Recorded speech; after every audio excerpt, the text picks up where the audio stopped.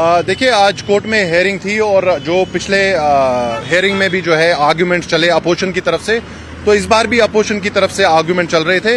लेकिन हमारी उम्मीद है कि 19th of this month, 19th of Feb जो है में भी राहत मिले इंशाल्लाह ताला। तो अभी आर्ग्यूमेंट जो है, कुछ आर्ग्यूमेंट्स बाकी है।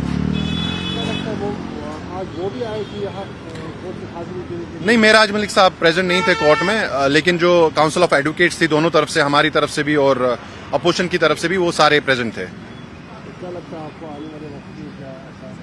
Let's hope for the best, क्योंकि जहां तक हमने देखा कि 95% ऑफ जो आर्ग्यूमेंट्स है दोनों तरफ, वो कंप्लीट हुए हैं और फाइनल स्टेज पे है। तो इंशाल्लाह उम्मीद बड़ी है। तो लेट्स सी कि क्या होता है।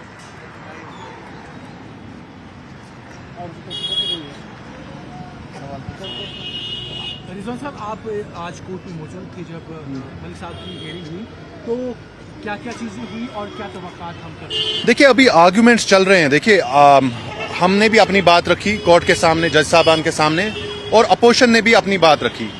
तो हम चाहते हैं कि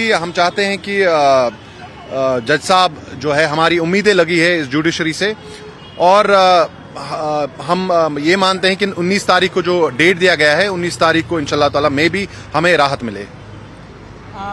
आर्गुमेंट्स आज हुए हैं और इसके साथ साथ नई तारीख रखी गई है जी। आर्गुमेंट्स क्या हुए और आपको कितनी उम्मीद है कि आगे तारीख पर मेराज मलिक साहब का केस होगा? देखिए, at the end of the day देखा जाता है, लार्जर पर्सपेक्टिव में मेराज मलिक जी ने आवाम की ही बात की थी और आवाम के हक के लिए ही बात की थी।